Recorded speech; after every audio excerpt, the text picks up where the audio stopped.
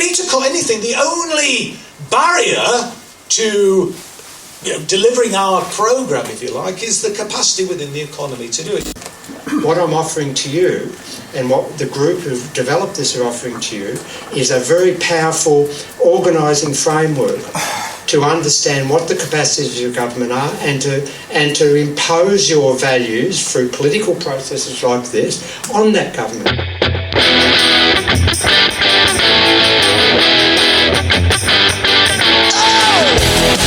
This is the MMT podcast with Patricia Pino and Christian Riley. Hi, I'm Christian Riley and welcome to the Modern Monetary Theory podcast. You can find us on Twitter at MMT Podcast, and you can support the show by going to patreon.com/MMT Podcast. For as little as $1 a month, you can get early access to all our episodes and patron-only episodes. A big thank you to all our patrons so far. So this episode's coming out early, Monday instead of Wednesday, because I just got back from an event at the Labour Party conference in Brighton where MMT is starting to break through, courtesy of Williamson MP. So I thought I'd put this one out to everybody as soon as possible because the organisers, the wonderful Gower Initiative for Modern Money Studies, are running another event tomorrow evening. That's the 24th of September 2019 at 6:30 p.m. about how to talk about MMT to your friends and relatives and co-workers, or even yourself, like I'm doing right now. It's in King's Cross in London, and there's a ticket link in the show notes. Another quick announcement before we start. I'm doing a show myself in London near King's Cross again on the 3rd of December 2019 at 7 p.m. to see if I can present MMT in an entertaining way for people who are completely new to it. And the reason I'm trying to drum up a small audience for it is because I need the pressure of a deadline to force me to write it. I've got some small ideas, but there's nothing like a real deadline. So if you're seasoned at MMT, it won't be designed to teach you anything you don't know already. It's just something I've been working on because that's my work community. I do shows here and there and at arts festivals. I'm trying to make that world and the world of MMT meet, and hopefully we'll get more people on board by being able to take the show to where people are. So that's Tuesday the 3rd of December 2019 at 7 p.m. at a venue called 2 North Down. There's a ticket link in the show notes as well, and that's free admission. And I think I can guilt trip Patricia into coming, so if you come along with a patient sympathetic mindset, even if the show's not in great shape, we can at least have a bit of a social afterwards. So hope to see you there, but it really is early work in progress, so no pressure. But the important thing, the urgent thing, is that there's a MMT training event tomorrow night on the 24th of September at 6:30 p.m. At which Bill Mitchell will be talking us through how to talk about MMT. So here we go. This is Chris Williamson MP introducing an audience to Professor Bill Mitchell, and then Bill introducing that audience to MMT, followed by a Q&A. Absolute pleasure to be there, and I thought I'd get this out as soon as possible so that you don't have to miss it. If anybody listening is new to MMT, I've linked to an MMT explainer in the show notes, and I can also recommend listening to all our episodes from the beginning because we walk you through MMT in a pretty accessible way. You can tweet me at MMT Podcast with questions, and I'll see what I can do in terms of linking you to the right resources, depending on what you're curious about. Apologies, but I don't always have time to answer everything. Okay, here it is. When you have your own sovereign currency, money is no object. And Bill will talk about this in detail when he gets up to speak, because as I've already said, he is the godfather of modern monetary theory. But we want to transform our country, don't we? And we're often sort of hoist by their own petard in some ways, because we always talk about it's like tax and spend, and we need the rich people, and Alan Sugar says he's going to leave the country if Corbyn gets the keys to number 10. That's my reaction. Hey! Close the bloody door on your way out and leave the key on the table if you don't mind. We do not need you at all, Mr. Sugar, or any of your other rich mates. Now, I know when in the election campaign in 2017, John had a great line about the Tories not putting any numbers in their manifesto, because John went to great lengths to produce a compendium document, the Grey Book I think it was called, where we demonstrated that we would provide the resources to do the progressive things we wanted to do in our manifesto by reversing the millionaires' tax cuts, by increasing corporation tax, by introducing a financial transaction tax for online share dealings, I think it was, and various things, it was all right. I mean, and John said, by comparison, the only numbers in the Tory manifesto are the page numbers, and I know it's a good line, but I think it's a trap that we often fall into if we're talking about we're going to finance our commitments to improve the National Health Service and education and all the rest of it through the tax revenue stream. Because often you'll see the interviewers will say to you, well, where are you going to get the money from? And we were obviously in the 2015 campaign. It was even worse, wasn't it? We were saying, well, too far and too fast with the cuts, in that sense. And we're going to make cuts, but we're not going to be as deep as what the Tories. And we still want to do these things. And then the first question that was always put to our people: where are you going to make the cuts then? Okay, you want to do this, but where are you going to cut? Well, we don't need to cut anything. The only barrier to delivering our programme, if you like, is the capacity within the economy to do it. So we want to, don't we, improve the National Health Service, we want to have a decent education system, and I think we could give a clear commitment. I think we should have some real big ticket commitments in our manifesto next time, which really appeals to the imagination of the public. And yes, we're going to improve the National Health Service, yes, we're going to improve education. I'd like to see us saying, not that we should be sort of celebrating that we've got a pupil-teacher ratio of 30 to 1, why don't we have it the same as the private sector? Why don't we say, well, we're going to actually get it right down to, say, 5 to 1 or 10 to 1. So we're going to invest massively in teachers, we're going to invest massively in doctors and nurses and new hospitals and schools and all the rest of it. We're going to have a Green Deal worth its salt. We are actually going to make a real difference in terms of addressing and fighting this potential climate catastrophe that we are confronted with. And I think we should also be saying, in the 5th biggest economy in the world, a Labour government, in the 5 years of our next Parliament, will eliminate poverty in Britain. We're the 5th biggest economy in the world. And we've got 14 million people living in poverty. 1.5 million are destitute. People dying on street corners in every town and city in our land. We've got people sleeping rough in the 5th biggest economy in the world. And I think MMT gives us an opportunity to be able to make these big, bold claims and to give us the tools to actually bring about that progressive socialist vision that we all believe in, and not to get trapped by this notion that somehow it's all about, raising taxes to actually fund our programme. Now, you need taxes, and obviously Bill will talk about this for a range of different reasons, one of which it's got to generate a value for the currency. But I don't want to obviously steal Bill's thunder, far from it, because he's the godfather of modern monetary theory. So, but look, I just think this gives us a massive opportunity. But there is an innate conservatism, with a small c, regrettably, still within the party hierarchy. And so this movement is going to be led by the grassroots. It's going to be a bottom-up movement. And so what we're hoping to do, and what the Gims, where are you? Yeah, she's there at the back. There's some leaflets. Have you handed out the leaflets? We're doing some great work to try and raise people's awareness, raise people's consciousness about the opportunities that are afforded a nation with its own sovereign currency. I think it was Henry Ford who said that if the workers knew about, and I'm paraphrasing what he said, I can't remember the exact quote, but understood how the currency system and the banking system operated, there would be a revolution by tomorrow morning. And I think what we're talking about is giving people the skill set, the information to create that revolution tomorrow morning, so that we can build a country that's fit for purpose, and actually we could then start to lead the world.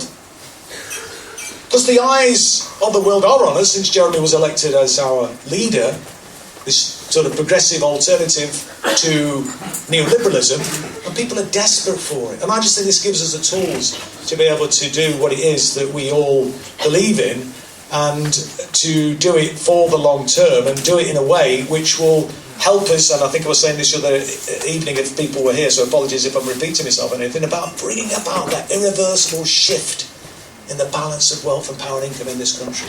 Irreversible being the absolute key. So that if the pendulum does swing back, the right will never be able to sort of take away what were the gains that we've made, because we did some fantastic stuff in 1945 onwards, and it stood the test of time the right way through, really, till Dennis Ely went to the IMF in 1976 on the basis that we're running out of money. How can you run out of money when it's only the Bank of England that's empowered to generate and create pound sterling? And from there, things started to ebb away, and then Tories came in under Thatcher, and we know all of the gains, or most of the gains that we made, were taken away from us. And we've got to get to a place, I think, where those gains that we will bring about next time around cannot be reversed. And as I say, I think MMT gives us the opportunity to do this. So I'm absolutely delighted that, as I say, we've got Bill, who's based in Australia, but he's sort of as a globetrotter, touring the world and talking about this whole issue, and it is gaining traction now. I believe Bernie Sanders is interested and a convert to it, and Stephanie Kelton, who, like Bill, is someone who has been promoting MMT, and she's spoken at the UCL a number of occasions at the invitation of Mariana Mazzucato. She's here again in November. She's on Bernie's team, and we need to get our Treasury team to start to embrace this whole idea of MMT, in my opinion, because I just think it gives us so much more opportunity to, as I say, make the changes that we all desperately want to see, and make those changes in a way which are sustainable. Anyway, I've said enough, Bill. I think the time is now for you to wow the audience, and if everybody's not been converted already, I hope you will be by the end of the evening after you've heard Bill. Anyway, over to Bill.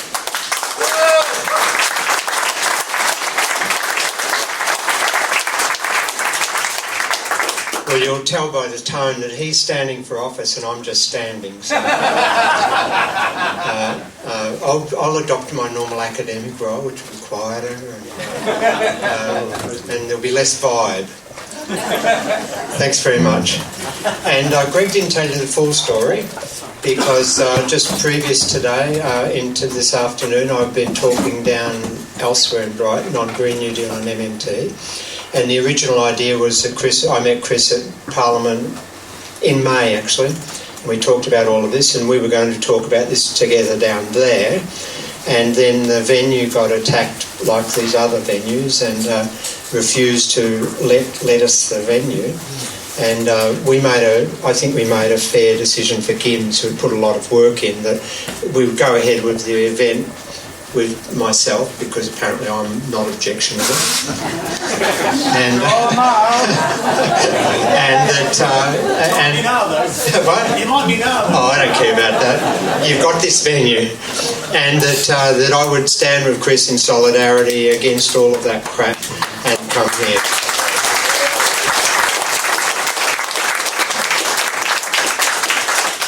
And since then, if you follow any of the social media that I happen to be mentioned in, I've been accused of being an anti-Semitist, a fascist, and a whole range of other things, and including all my academic work has been said now to reconstruct it as coming from the dark side of fascism, because I happen to be a good friend of Chris, and I happen to want to stand against that sort of nonsense that's going on in the political sense. I've got no truck with internal British Labour Party machinations. I just taking a higher stand that people should stand with people who are basically decent, and who, in Chris's case, is the only progressive politician that has taken the time to actually understand progressive economic thinking and to espouse the alternative to neoliberal sound finance macroeconomics,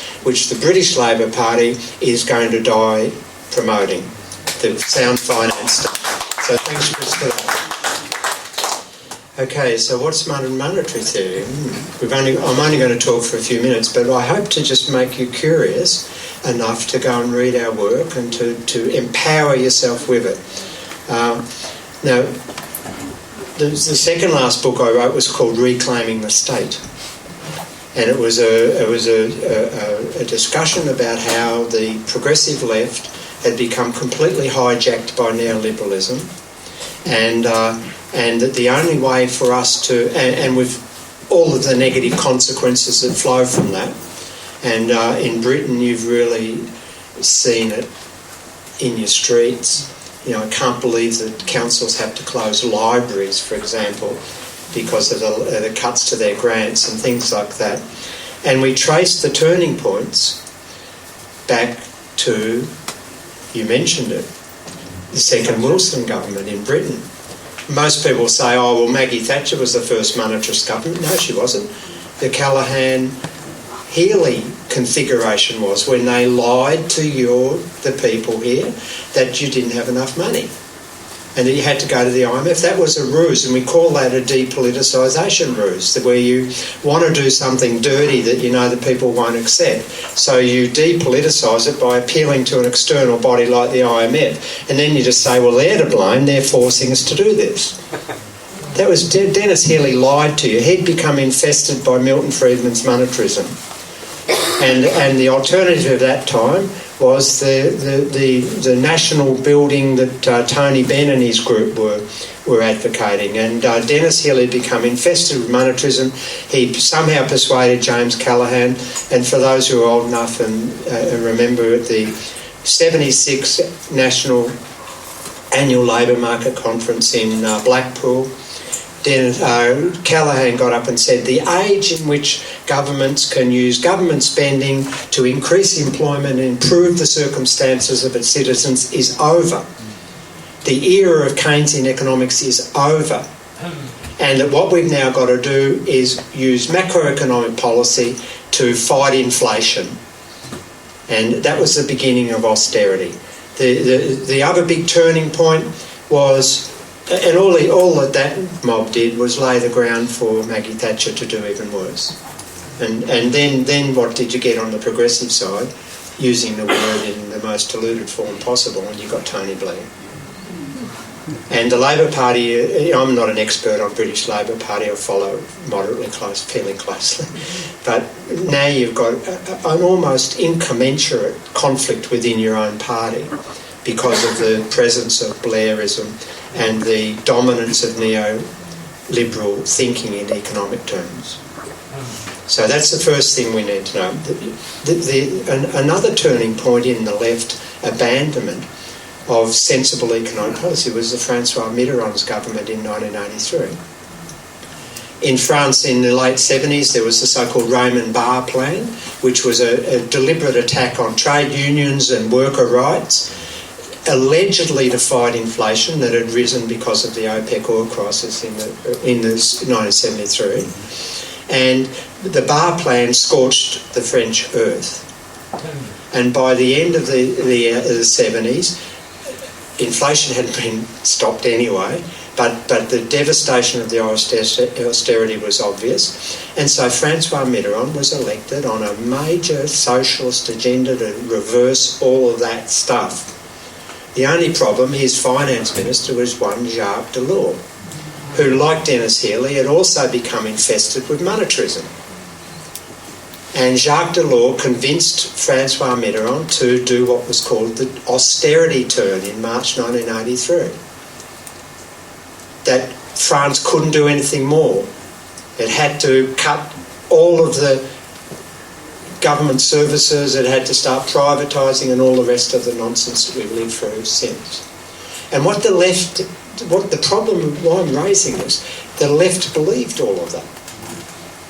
The left believed that global capitalism was, and especially financial capitalism, was now powerful, that the nation state, that is your elected representatives in charge of fiscal and monetary policy, and were no longer able to defend the nation against the vicissitudes of financial capital. And so the role of economic policy was then to be passive and not overstep the mark, or else the City of London would close your currency down. And that became the mantra of the left. Meanwhile, on the smart side of thinking was the right. And what the right knew was that the state was all-powerful, and that anything it wanted to do had to be done short of invading the country. And occasionally they did that too, Iraq, which Blair went along with and lied. But short of invading, they had to co-opt the state, reconfigure it in their own vision by using a legislative and regulatory framework that the state is all-powerful about. And that's what they did. All of the things that have occurred, the privatisations, the deregulations, the cuts, all of it has happened through co-opting the state machinery. And the state is always more powerful than global capital. If it wants to be, if the citizens demand it. Think about Iceland. Iceland's this small little joint up on a volcanic rock. 350,000 odd people. It had the biggest financial collapse in history. It was under intense pressure from global financial markets. It had one of the worst expansions of the financial sector in history, the way it expanded before the crisis. The risk positions it was put in. And all of the speculation that came out of the sort of privatised banks that had been created during that neoliberal era. Well, when the crisis hit, the Icelandic government, under pressure from the president, who was under pressure from the people, brought in things like capital controls. What are they? They are legal manoeuvres, pieces of legislation saying you cannot take money out through the foreign exchange markets without our approval. Two of the biggest hedge funds, these investment bankers in the world, had all of their money caught up in Iceland, couldn't get it out because of the legislative capital controls, sued the Icelandic government for American courts ruled that they didn't have jurisdiction because the legislative capacity of the Icelandic government ruled. And what happened? They had an initial short shock in their exchange rate, and then once the economy started to resolve itself because there wasn't a massive collapse in the exchange rate started to rise again.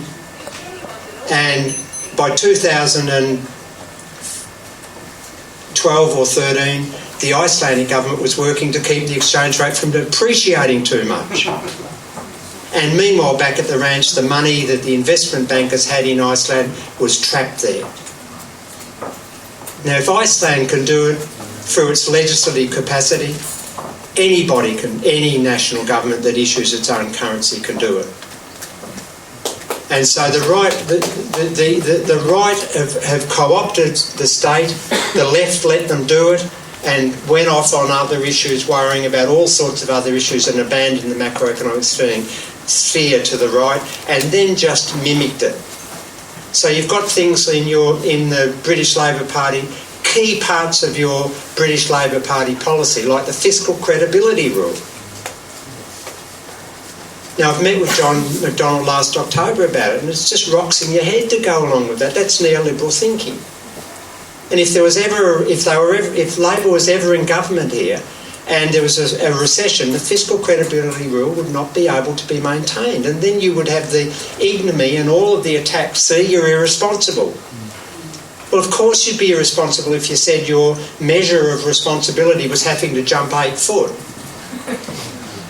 And you could only jump 4 foot, you're always going to fail. So what's all that got to do with MMT? Well, what MMT is, in the last 5 minutes of this talk, Chris, I'm an academic, you go on all day. MMT is, so I often hear people say, progressives say, who like MMT, who just come into it, when we have MMT, things will be fine. Or the Conservatives attack us by saying that MMT policy is dangerous. And by the way, if you're not aware of this, there is a proposal before the US Congress at the moment to condemn MMT, our work, as being dangerous to the American society. At which point, when I was sent the wording, I thought, success.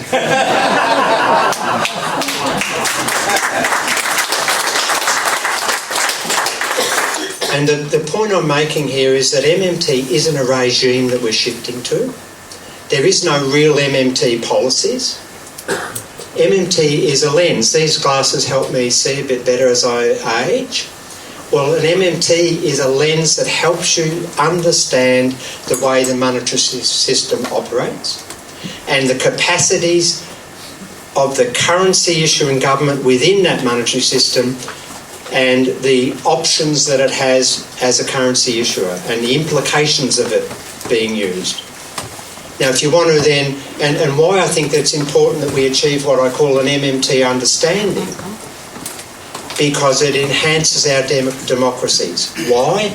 Because I'm sick of politicians getting up when there's mass unemployment saying we can't really do anything about it because we can't afford it. Or we can't afford to fix up our public infrastructure because, you know, it'll take too high taxes to do it. Well, any politician that tells you that, like any British politician that tells you that they can't financially afford to do something is lying. Because a currency issuing government has no financial constraints. None.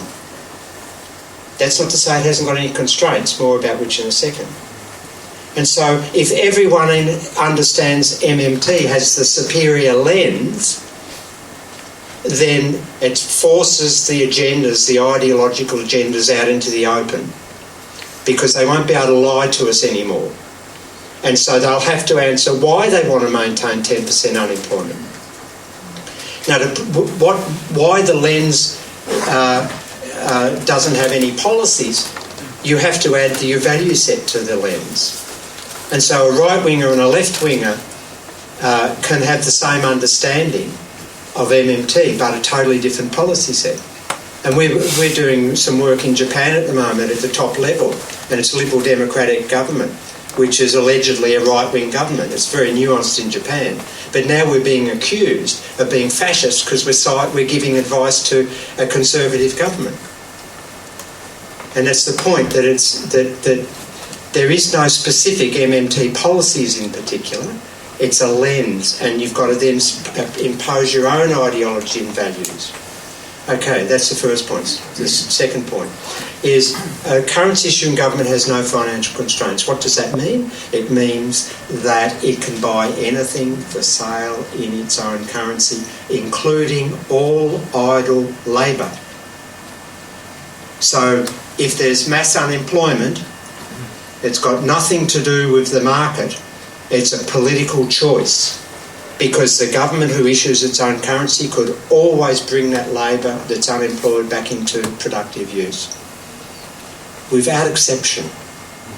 And then you broaden that thinking, and what you understand is that once you've got an MMT understanding, the policy space that's available to you is much bigger than you've been led to believe.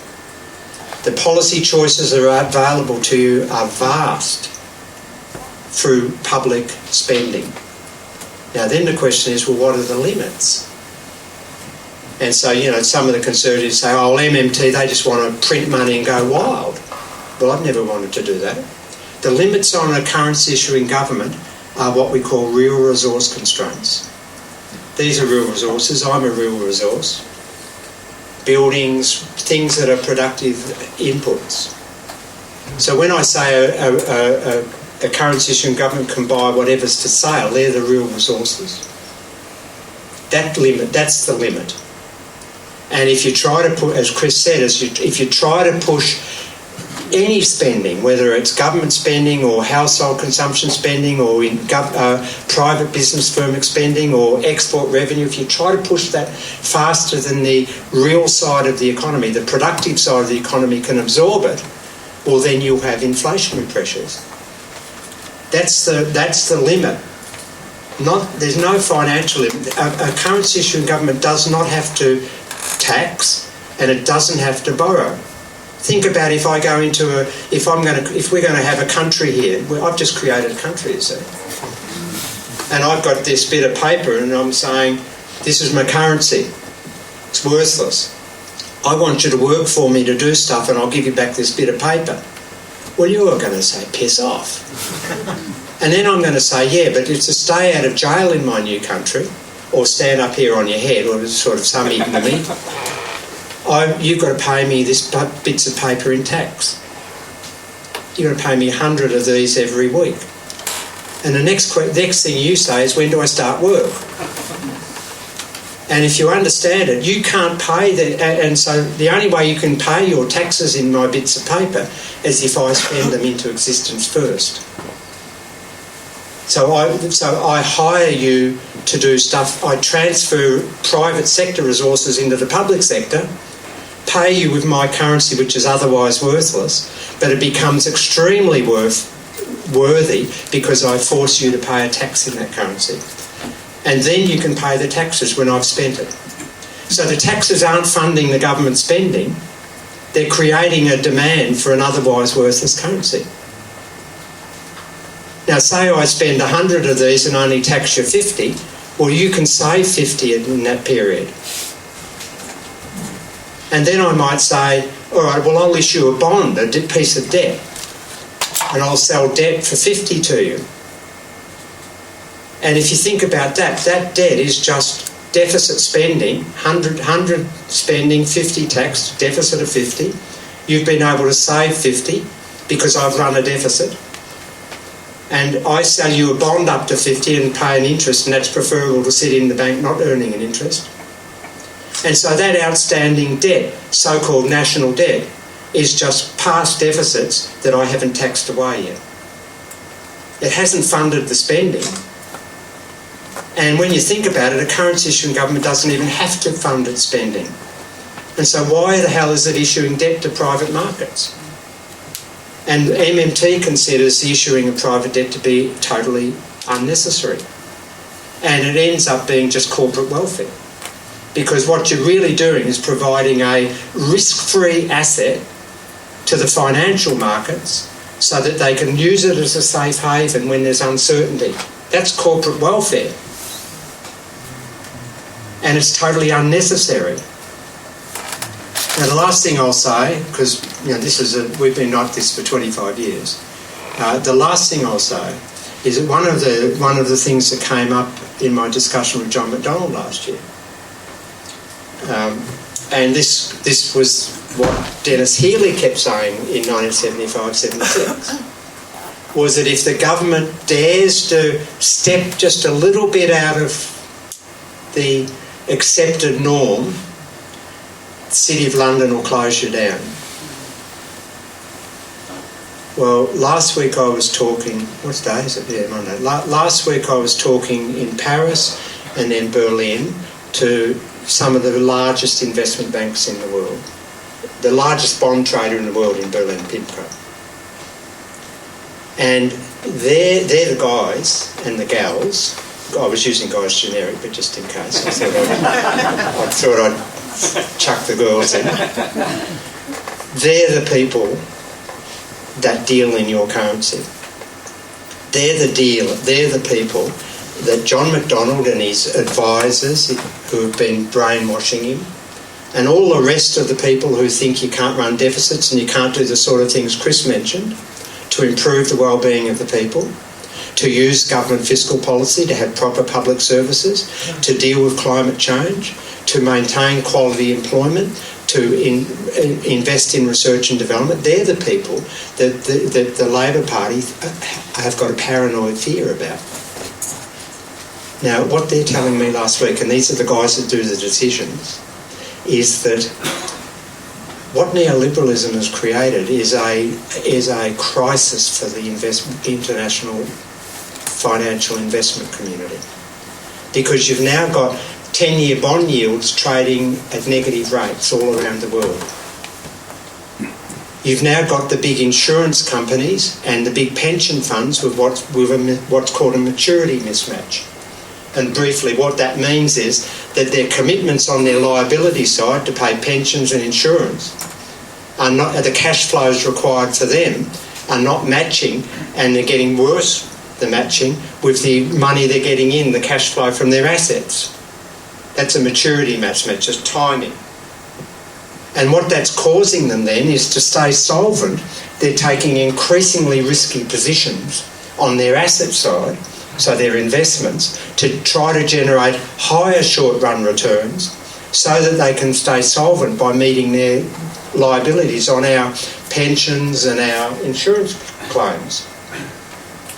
And they are shit scared. that the whole house of cards is going to collapse. And all it's going to take is another minor global financial crisis. It's not the same deal that we had before. It's just going to take a minor problem, and a lot of those big pension funds will collapse, and then there'll be total chaos. And what they're telling me is that they are desperate for governments to reverse austerity, to invest in new public infrastructure, to invest in citizens' services and provide an environment of wages growth for the citizens that have been starved of real wages growth for, depending which country, but decades. They're desperate for that to happen because they know that that productive, growing, prosperous environment provides them with investment opportunities. And they know that the austerity is forcing them into this corner where they're increasingly in danger of insolvency. So when John McDonnell tells me the City of London will close us down, I don't think he knows what he's talking about. And when British Labour have rules, credibility rules, that are basically just a reflection of the paranoia, the unfound paranoia, that the City of London will close you down, I don't think any of the people who have given that advice know what they're talking about.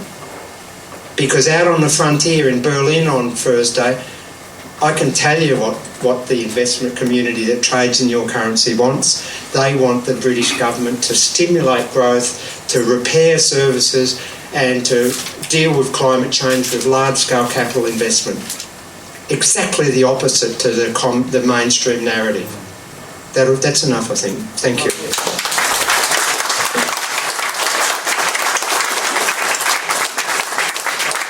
Thanks very much indeed, and I hope everybody found that interesting and stimulating, and I'm sure there are probably some questions in the audience. Now, I'm going to have to walk amongst you like Greg, because we haven't got Greg, so I'm going to have to be the sort of chairperson as well right now. Does anybody have a question or a comment? Yes, comrade. Hello. Are we being too quick to condemn John McDonnell and his team? Supposing John McDonnell and his team actually understands MMT very well, and I have reason to suspect they do, but he's also aware, being shrewd, that 99% of the British public don't understand it, and I was one of them 2 years ago. And he's also aware that our very hostile media are going to use that ignorance to discredit and spin and damage the party to reduce their chances of actually get to put it into practice. Could that be the case? Do you want to take one or two, Bill, or do you want to deal with them? Yeah, okay. Stack them up. Anybody else then? I'll do the front row. Let me get down here. I'm getting old now. Bloody hell. I might come down here. I am a vegan though, so 60's a new 30, comrades. And I was having a vegan coconut cappuccino there and a vegan cake, in case you're wondering. You probably weren't, but I thought I'd tell you anyway. Okay, Tom. Yes, this makes one hell of a lot of sense, but a query, obviously you've outlined how a government could create its own currency, in our case sterling, but what about the effect when you need to actually import, so that currency has to be converted to another currency? You know, we've heard all this thing in the past about the run on the pound, etc. It would seem to me in theory that you could only run this if you had a largely self-sufficient country and an economy where you could actually really plan things without being dependent on external forces. Okay, thank you. We'll take one more. Anybody else? One minute over there. Thank you. Could you just maybe... There we go. Right. There we go. Thank you. I'm just interested as a Labour activist, and what would I be saying on the doorstep? Because obviously, this is a concern. We can say there's going to be all these public good investments in, infrastructure and hospitals and all the rest of it. And people will say, well, how do we afford it? And we're not saying just through taxation, we're saying actually. So what I'm asking you is, would I be right in saying, actually, what we need to do is stimulate the economy by effectively printing more money? There's no limit to what we can do because that money is going to get recycled and reused, and there's going to be growth and benefits to all of us. Is that roughly right, what I should be saying? Do you get me? Yeah. Right, that's probably enough. Bill, can you come back on those three? This question here about going along with the population or being constrained what you believe the population. Now, I'm not a political scientist, but we've done a lot of work investigating the concept of cognition and linguistics and framing and those type of issues. And if you, in the fiscal credibility rule, there's a sentence there about maxing out the credit card. Well, that's neoliberal framing. And if you use a frame, you reinforce it. And so I've long thought that if you've got, what are they, 5-year terms here, aren't they? You can do a lot of education in 5 years. And in Australia, I was really annoyed at the Labour Party when they didn't take advantage of the global financial crisis to re-educate the public. It was quite obvious. Australia didn't have a recession. We were the only advanced country not to have a recession, and that's because they introduced a huge fiscal stimulus. Now, at that point, we should have used that example as an educative tool to get rid of all of that neoliberal framing, but we didn't. And so my argument is it's not just a matter of talking policy, it's also framing and language we have to learn. That's that point. This point here, this is a problem. What MMT tells you is that a currency issuing government can bring all productive resources available for sale in its currency back into use. Doesn't mean you'll be materially well off. Because I've done a lot of work in developing countries, and they don't have many real resources. Tell me your problem. That's a problem.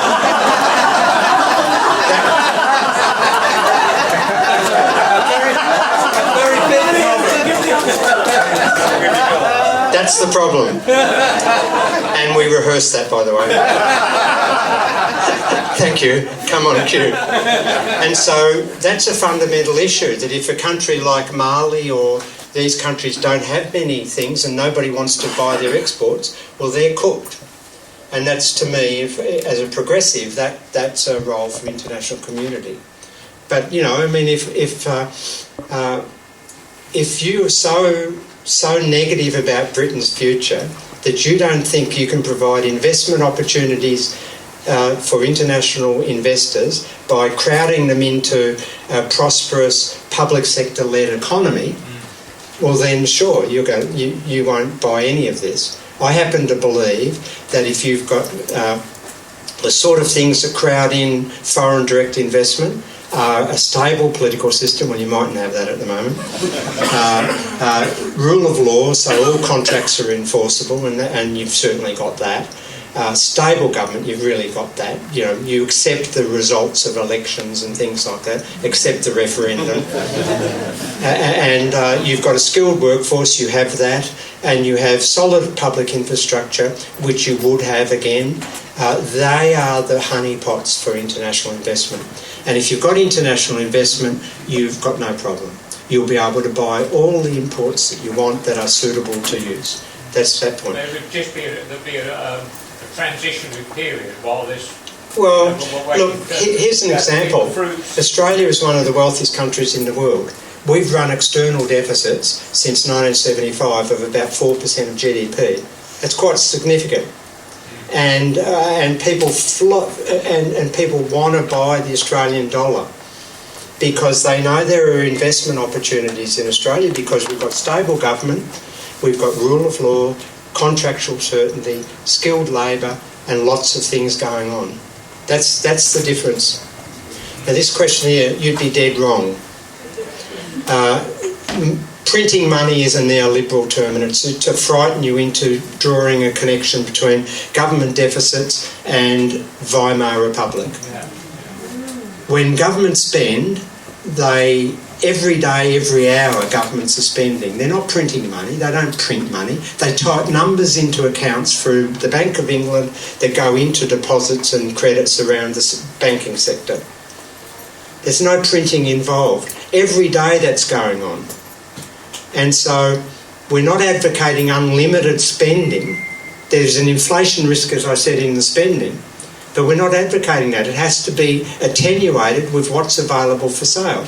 And if you want to expand the size of the public sector relative to the private sector, that is, expand the command on real resources of the government, you've got to take those real resources off the private sector. In other words, you have to deprive the private sector of some purchasing power. That's what taxes can also do. So if the government wants to expand the programs and you've already got full capacity, then you've got a hard decision. You've got to somehow take from the private sector. And this is why the Green New Deal is going to be such a challenge, because it's going to require a massive transformation of resources biased towards public sector activity. And that's going to require a really delicate process by which we take those real resources off the private sector use and bring them into alternative public sector uses. It's got nothing to do with printing money, and so you should never talk about printing money because that's a neoliberal frame. You should talk about spending into existence, and nobody ever asks. I've never heard anybody in the press or the media come out and when a government announces a huge defence contract, I've never heard anyone say, where are they going to get the money from?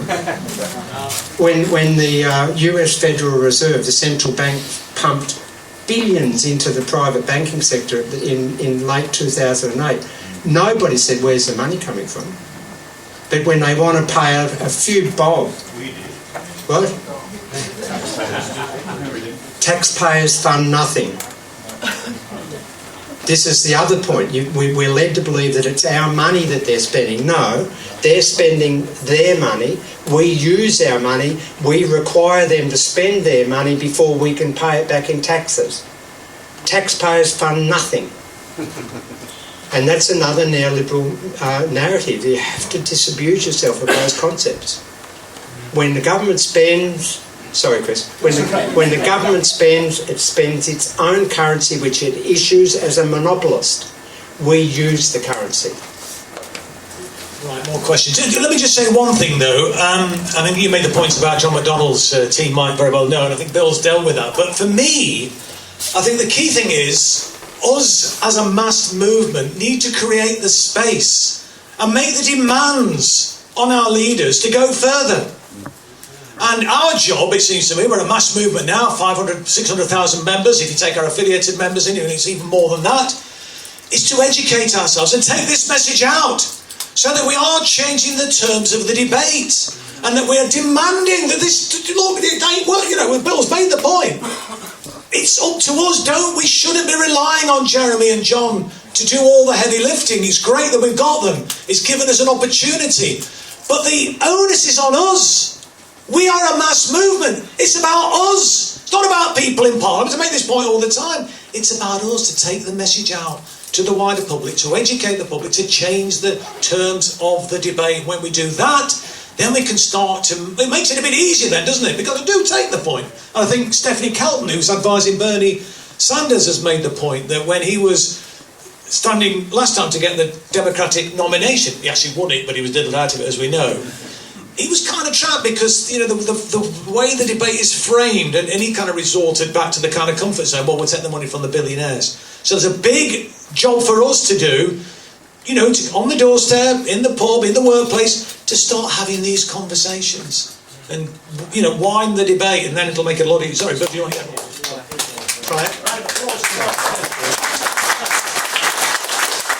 And just on that point, the Iceland example is a brilliant one. Because if you remember, the Iceland banks had all of these subsidiaries in the Netherlands and Britain and sucked everyone into depositing at unreal deposit rates. When the whole ship fell apart, the whole thing collapsed, the British government and the Dutch government demanded from the Iceland government that they insure the British and Dutch depositors. And at the time, the Icelandic government was neoliberal and it was about to pass legislation agreeing to that. And the people rose up and petitioned the president, who was above the government but could sack the government and veto legislation. The people rose up and demanded that the president stop that legislation.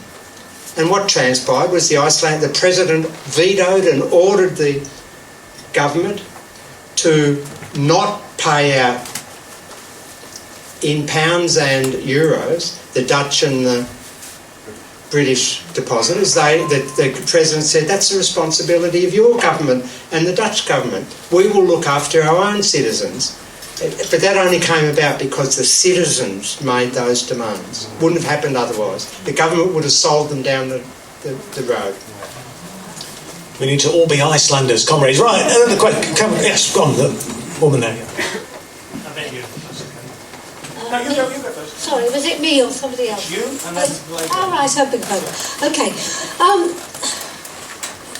Is there some kind of contradiction, Bill, between these big fund managers or investors in Berlin that you were talking to, who are desperate to try to invest in big green infrastructure projects, etc., and the narrative that we've been, I would say the left has been absorbing since 2008, which is that a smaller number of richer and richer and richer and richer people are piling up more and more zillions and billions and trillions of pounds and just sitting on it and doing nothing with it, and they don't appear to want to invest at all. That's while the rest of us are getting poorer and poorer and getting less and less of a share of the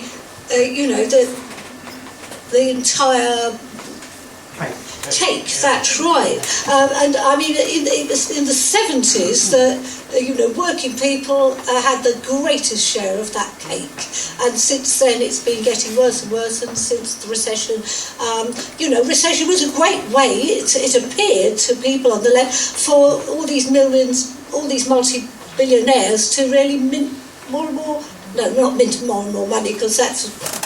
But to pile up more and more assets and not actually want to spend them anywhere at all. Could you just pass that down? Yeah, sorry.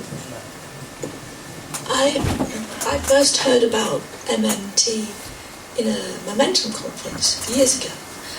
I got a grasp of the outline. I'm sure I've heard Paul Mason talk about it. Yeah? Economics, actually. And I thought the Labour Party had a grasp on it. Yeah, so did I. I thought they were going in that direction. Yeah. Well, we're the Labour Party, comrade, so if we're going in that direction, then it will be. Okay. And what's the best source of reading for someone who's not academic? Can I just intervene as the rudest chair in the world? And I think Bill would say macroeconomics. Is that right? Is that your book? Well, there's a book, we've just published a book from it. That's a good start. Billy blog. Bill does a blog on a basically weekly basis. Do you know? About every day. Yeah, every day. What's the link to it, Bill? Your I blog? just searched for Bill Mitchell blog. Bill Mitchell blog. That's our latest book. If anyone wants to look at our website, we interpret the information that Just speak into this. Speak into that. You'll have to come a bit further. Can't quite go any further.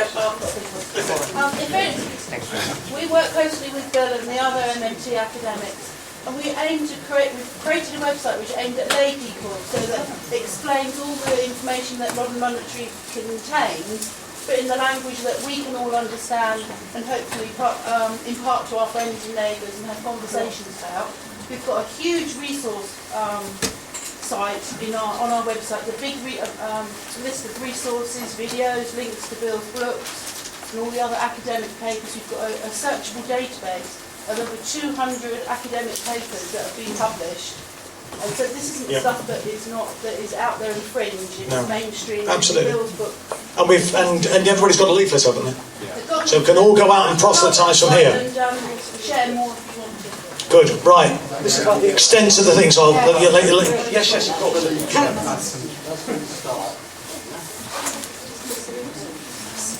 Can I just ask you, was this part of Varoufakis' idea to rescue Greece during the crisis, when he talked about something about a digital currency to rescue Greece from its terrible collapse?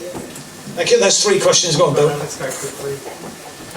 This is very interesting, this one, that the investment community has lots of liquidity, so sloshing in savings.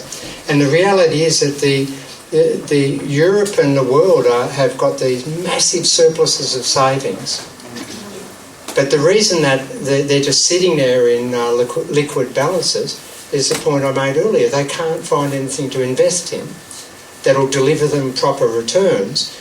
And the reason for that is because our governments have imposed such a straitjacket on our economies that growth is collapsing and the investment opportunities are drying up. That's the point I'm making. And what I learned last week from these guys who are the influencers was that they are desperate for governments to reverse that behaviour.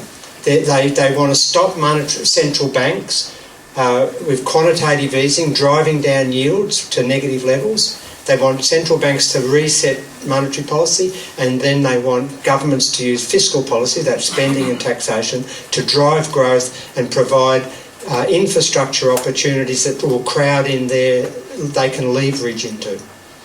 So that's that point.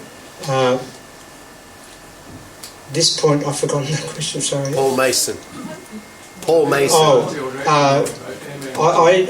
I believe that the Labour Party know, especially the economics politicians know full well about MMT. Certainly John McDonnell does, because I've spoken to him, and certainly his former advisors know chapter and verse. They're scared about it because this reason, and they've got a paranoia, an advanced paranoia about the power of the City of London. And if you remember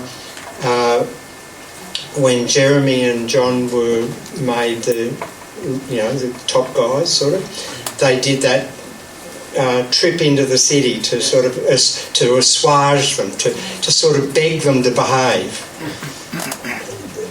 The reality is the opposite. The sovereign government rules and the bond markets are supplicants. That's the point. And the left have believed it's the other way round, and all the rest of that flows with it. The Eurozone is an example of what happens when you don't have your own currency. And so I've written a lot about the Eurozone.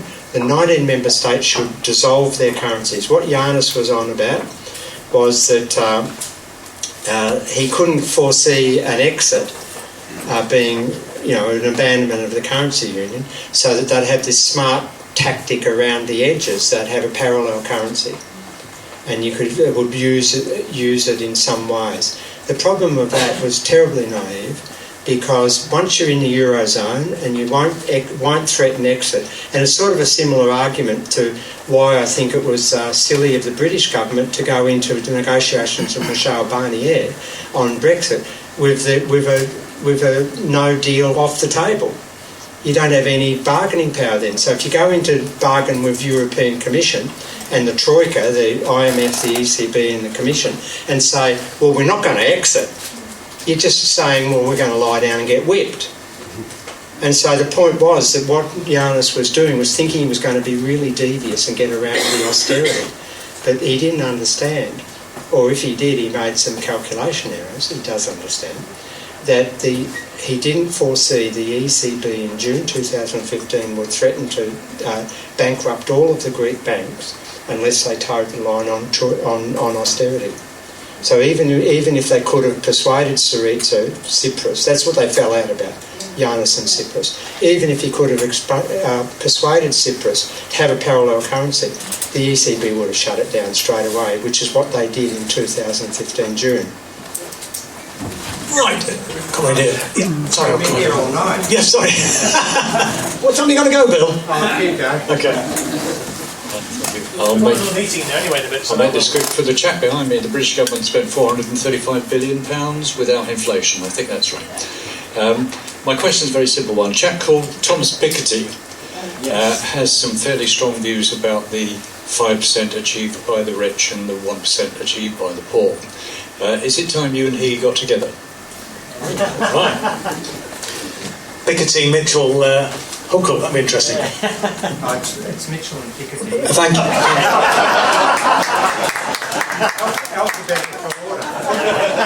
Thank you. It's funny you mentioned the arms trade, and that's to some extent my way into this. It has been hinted at, but nobody's really talked about ethical investment here so far. I get a few bob every month from the Greater Manchester Pension Fund, which invests in the arms trade and other things. You also talked about the pressure of pension funds collapsing, maybe like a pack of cards. I'm just wondering what you'd like to say about that. Thank you. Thank you. Sorry to bring you forward, but it's the extent of the wire, so you can start. Sorry. Yeah, I've actually followed your blog a little bit, and I was very interested by the debate between you and James Medway in the Tribune. And there was a sentence in it which I found very interesting, where you said, it's not about taking over the means of production, it's about taking over the means of production of money. And that led me to a question, and this is my question for you now, is, I know you said MMT is only a perspective, but I'd want to know what is the actual policy conclusion that we draw from it as activists, as Labour Party members. Because as another economist once said, the philosophers have only interpreted the world, the point is to change it. So I want to know, is the conclusion of MMT that capitalism is fundamentally flawed, and that we need to take over the means of production and actually advocate things like public ownership, socialist policies around taking control of the economy, workers' control, nationalisation, these kind of things, or are we just going to try and print our way to socialism? Sorry, I know we're not printing money, but is that the conclusion, or are we actually happy with capitalism? Is that the conclusion, in your opinion? Thanks, Chelsea. I'm fine, and I'll come back to you. Right, sorry, go on. We start the session again. What was the first question? Pension funds and things. I mean, make it clear that MMT doesn't give you any value set. So all it's saying is that the technical things about the way the monetary system operates and the capacities of government, how you convert that and make that operational into what it should be investing in terms of capital infrastructure, public infrastructure, how it should be running pensions, whether it should be leaving them in the private sector, whether you should allow private banks to run pension funds for profit, or whether you have national superannuation fund. That's the value system you have to invoke. No, I could see that it was peripheral to what you've been talking about. It was very interesting. I personally favour nationalised banks, no private banks, national pension funds. That's what I personally favour. That's because I'm on the left. Go and look at my political compass score. It's way out there. But I could a person with an MMT understanding could equally advocate the opposite. Yeah, I understand. Okay. That's the point. The other point about systems of ownership. Well, that's interesting, but that's sort of the same story in a way. Are we happy with capitalism? Well, some people are. I'm not. Are we happy that... do we really want to have all of the means of production, every economic activity in the public sector? I don't really want that. I'd rather small shops to not be in the public sector. But is that socialism, or is that democratic socialism? What is that? Do we want to have authoritarian control of state control of resources and distribution, or something else? I don't know. So what modern monetary theory doesn't take a stand on those issues, because it's a lens. Now you sort of were hinting that that's a cop-out, but it's no cop-out. As a modern monetary theory developer, I'm offering that lens to you so that you can make your own choices as to how you use the capacity of the government. What I'm offering to you, and what the group who've developed this are offering to you, is a very powerful organising framework to understand what the capacities of your government are, and to impose your values through political processes like this on that government. So if we all agreed in this room that we wanted to have no commercial private banks, then no problem. But MMT, that's not an MMT statement. What we need to, in that exchange with James in Tribune when he was trashing us, what we meant by that is we want people to understand the monopoly control that the state has of its currency, and why that's extremely special, and extremely empowering. What you do with that monopoly depends upon the political process and the ideologies that we can assert. And that's the point. Now, what I wanted to assert you might call watered down socialism, I don't know.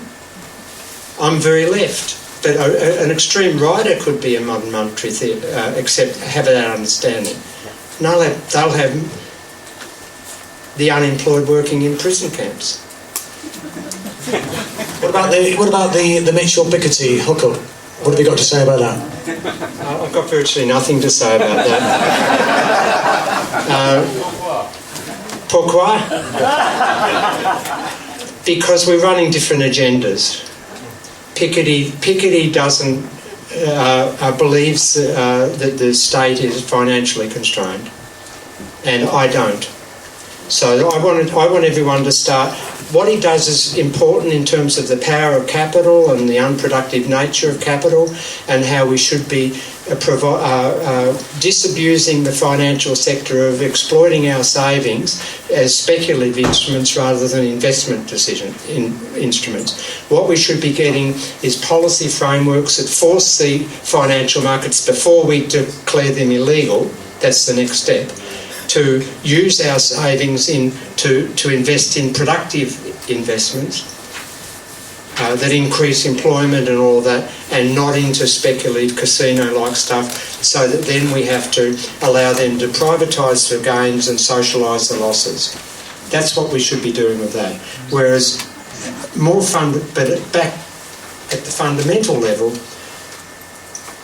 I agree with all of that, but at the fundamental level, we've also got to develop and get this MMT understanding, so that all of us in this room know what the capacity of the government is with its own currency. Now, we might all disagree on what it can do with that capacity, but we would never be duped by a government who got up and said, we can't afford something because we'll run out of money.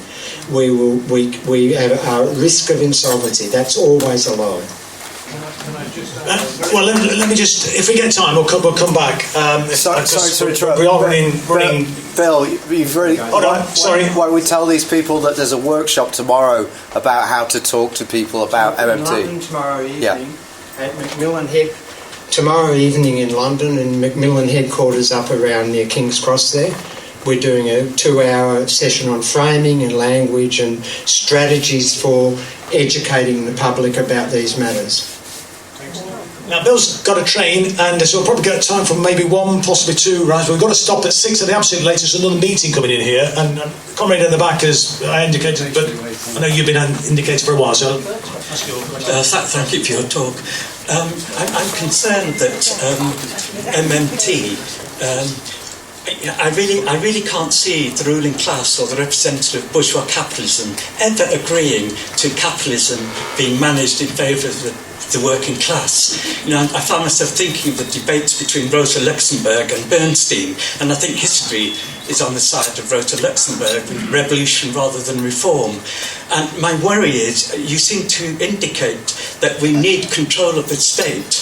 How can we achieve this without an ideology that is clear for people? Thank you. Comrade. Hi, a lot of people on the left have a problem with modern monetary theory because they feel like it's too centralised. In the UK, the vast majority of power is concentrated in London, politically and socially, but that's where all the decisions are made. How will you tackle the problem of political centralisation if everything is controlled by a central bank? Okay, just very quick, if you only want to comment, very quick. All it was that when you talked previously, the new Green New Deal, would be extremely expensive, and there are additional funds available were we to be taxing the rich that would supplement that. Any others? Comrade, if you could come forward. Sorry, and no. Get you there, mate. Just speak into it out. Just speak into it out. I was going to ask quite a long question that involved paying tribute to Chris, but I won't. I don't know. You missed a train. Well, so I spoke to James Medway last night in a bar, actually, and I raised this subject with him. He wasn't, incidentally, very keen on the idea, which I think is widely known. But there was one thing, I wasn't very convinced by his critique, by the way, but it did make me wonder about the extent to which MMT is viable across the board, across the world, rather, including global south countries. I'm not an economist, I've got more of a political science and history background, but is it the case that it's more viable and applicable the richer the country is? So, for example, could Venezuela utilise this? Right. Thank you.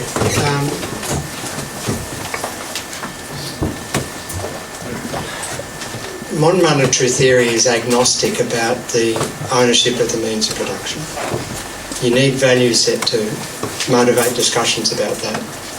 What I would say to you is that in the post-war period, when the big white papers came out, and Chris referred to this earlier about what our parents and grandparents were able to do in the early post-war period, there were grand statements of purpose by our national governments, the white papers that came out in all of the countries. And they realised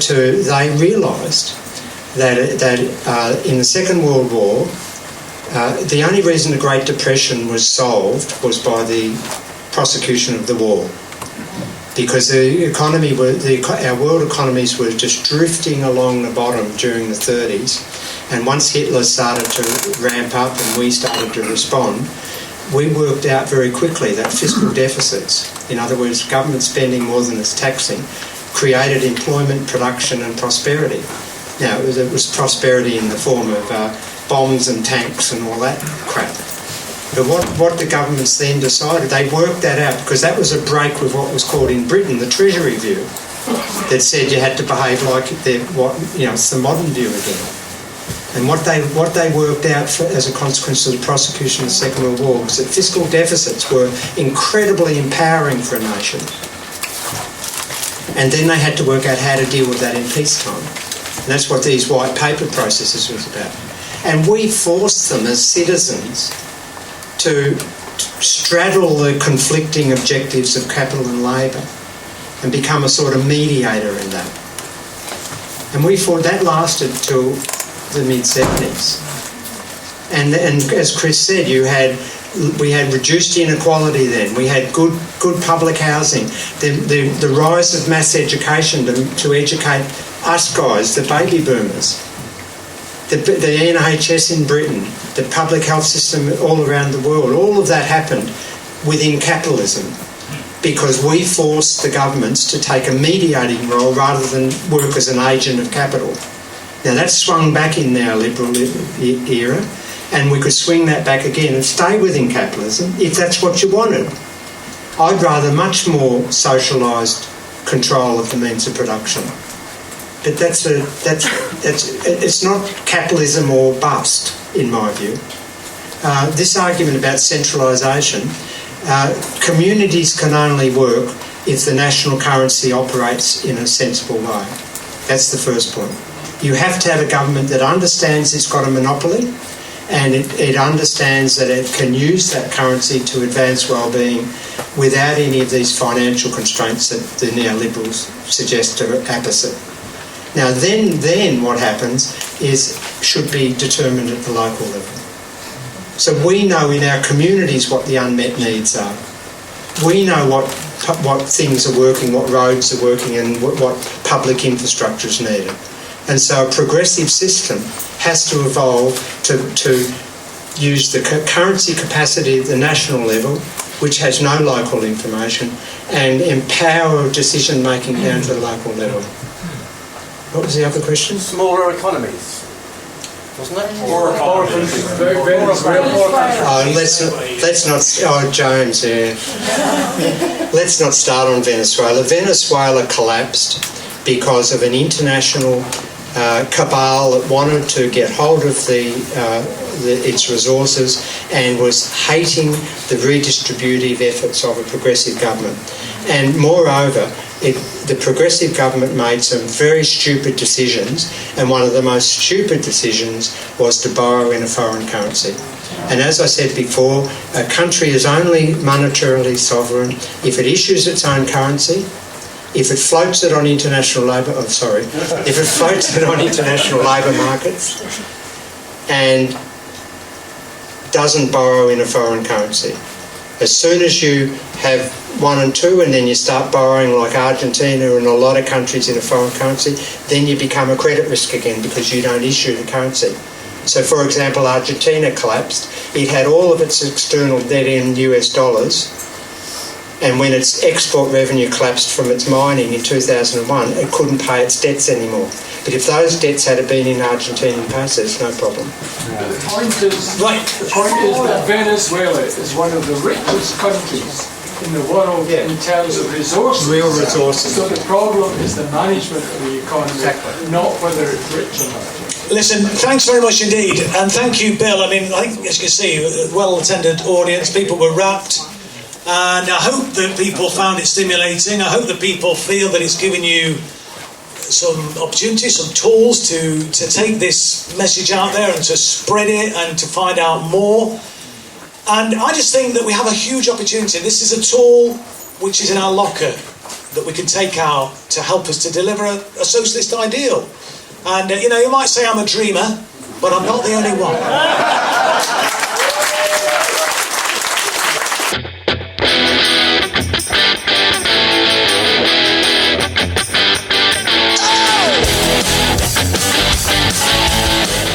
That was the MMT podcast with Patricia Pino and Christian Riley. Don't forget, you can support the show through Patreon, starting at $1 a month and get access to patron-only episodes. You can do that by going to patreon.com/MMT podcast. You can also find me on Twitter at MMT podcast, and you can find Patricia on Twitter at Patricia N. Pino, and you can email us at mmtpodcast@outlook.com. Thanks for listening, and we hope to hear from you.